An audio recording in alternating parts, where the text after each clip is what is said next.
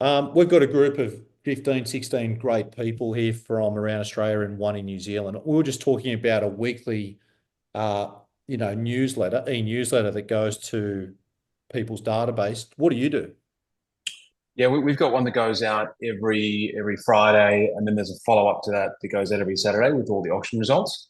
Yeah. Um, it's arduous. It takes time, but it is incredibly valuable. And I say to my team, I've got two young gentlemen that have just started in my team.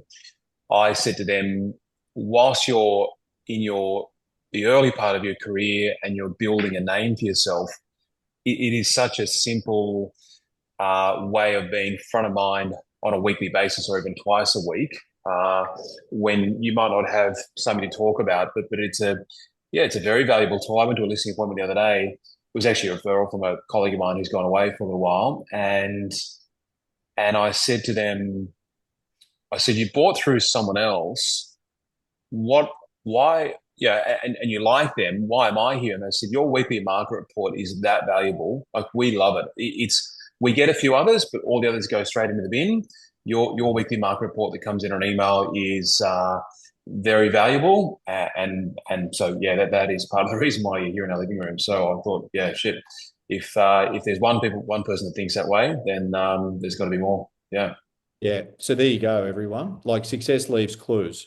So, I've just said how important it is. Andrew's team does 100. How many sales did you guys do last year? 120? 122. 122 sales his team did. He's the leading agent in one of the most competitive markets in Sydney. He's the number one agent at Bresic Whitney. Um, and in many ways, even though he's a 15-year overnight success or thereabouts.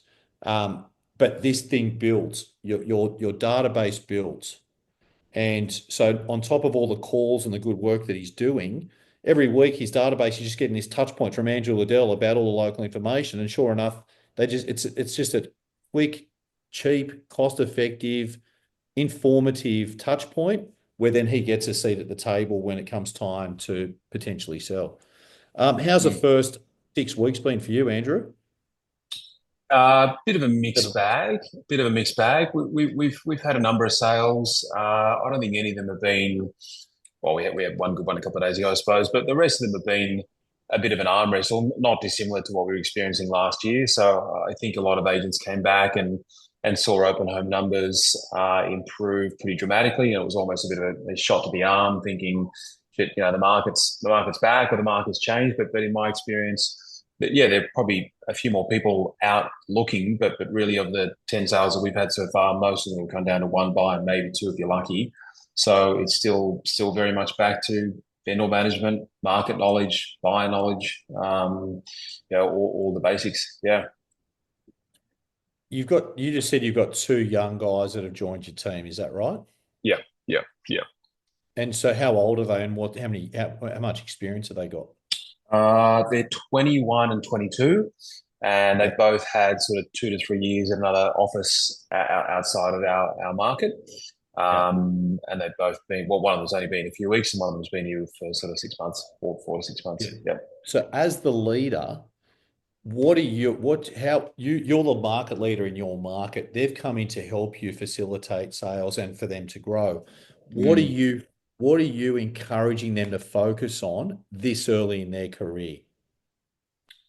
Uh, buy work mainly. You know, that seems to be the best way to build relationships quickly and add value without necessarily wanting some sort of immediate return. I think there's still, I mean, no disrespect to where they came from, but it sounds like where they came from, it was very much a case of how do we find the low hanging fruit? How do we find a quick win? How do we find a seller in particular that's ready to sell tomorrow, which we all know is difficult to come across. So I've just tried to bring them back to basics of who are the best buyers in the marketplace, what help do we need, do they need, what value can we add, and so I'm just trying to get them both build a hot buyer list of 10 to 20 buyers that are committed to buying between now and Easter, using that Easter mark as a bit of a reference point in the timeline. Okay. So you tell them that we want you to focus on buyers. Mm. Um, you've got open homes which you provide for them, which they're quite fortunate. Do Mhm. you just let them do you let them take care of whoever they want, or do you cherry pick and you take the better leads, or like how does that work? Yeah, I was trying to explain this to my wife last night, actually. I think over the years, as I've gotten busier and as I've learned to mature as a leader and give more rope, the simple fact is that um, from my standpoint, there's no way that I can do 80, 90, 100, 120 sales by myself. The only way I can do that is with good support around me. So I've learned that for many reasons. What one in particular that these guys or girls, whoever's sort of younger in their career, won't be able to learn, make mistakes, grow, stuff up, win, if they're not given opportunities. So if we have, tomorrow we have, I don't know, 13, 14 open homes, we'll come back to the office on Monday. We'll review who we met, what the open homes look like, and I don't know, I might call one, maybe two people from each of those open homes if I know them or I've sold to them or I think I've got a particular relationship with them that I need to service. But Yeah. really, I want to try and give these young guys in particular in my team that responsibility and try and help them progress their careers as quickly as possible. Yeah. So your expectations, so is your expectations that they find listings or not right now? No, no. I mean, if a listing opportunity comes off the back of it, wonderful. But no, it's more about uh, who are the best buyers in the marketplace that are qualified and committed, and what can we do with them. And it's not necessarily about do they want to buy our listing. I mean, that's great if they do, and we'll try and pin them down if that is the case. But it's more a case of again, are they qualified? Are they committed? Do they want to buy? When do they want to buy? What's their price point? So we can try and push them around to other listings, and Yeah. or then I can give my clients constructive feedback around, well, here are the six qualified buyers that turned up to your house. These are their Yeah. budgets. They don't Yeah. want to buy yours. Yeah. How many sales have you guys had so far, mate? 10, 10. 10 sales. One, And one, how one many, off market yesterday. yeah. And how many opens tomorrow? 13 or 14. Yeah. Good. Keno, are you there, mate? Do you want to ask Andrew? I'm gonna start going around the room with some of the questions, Mm-hmm. and whatever we don't, I think we've got Andrew for 30 odd minutes or so, if that's all right, Andy. Yep, yep, We're going to get some questions from the group to you, which I think would be great. And then whatever we don't get through to you, we'll let you move on and I'll answer the rest. yep. Keno, do you want to ask Andrew yours, and then Lockie after Nick's, I'm going to come to you. Keno? Yeah, yeah, absolutely. Thanks, Andrew. Pleasure, Just mate. wanted to ask you, Matt, I took a lot away from when you spoke at Ivan's last training event. One thing that I was really impressed with was how you've built market share in your particular market. I just Mm, wanted to basically pick your brains and get an understanding of how you've done that so effectively, because it is quite impressive. mm. Yeah, good question. I wouldn't necessarily say that I've had some sort of really clever strategy around that. I don't really do, well, I don't do any sort of marketing per se. I'm not letterbox dropping or social media boosting or anything like that. I'm not saying there's anything wrong with that, but just for me, I just don't do it. I think when I came in, I'll give you the short version. When I came into the Balmain market 15 years ago, I didn't even know how to spell exchange, let alone do one.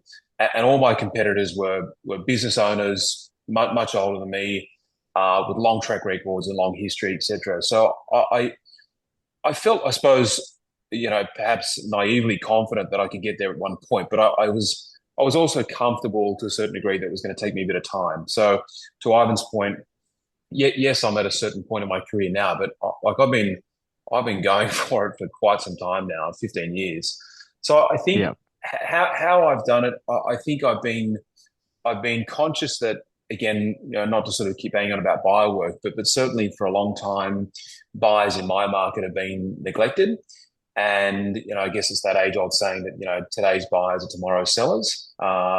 And so I made a really conscious effort, certainly in the first 5 years, even 10 years, that I wanted to provide a level of service a level of value add to the marketplace without necessarily expecting an immediate return. And I won't bore you with them, but I can, maybe we can chat offline, but I can give you countless examples of how I've helped a buyer, 12 months ago, 2 years ago, 10 years ago, and now they're becoming today's sellers. So I think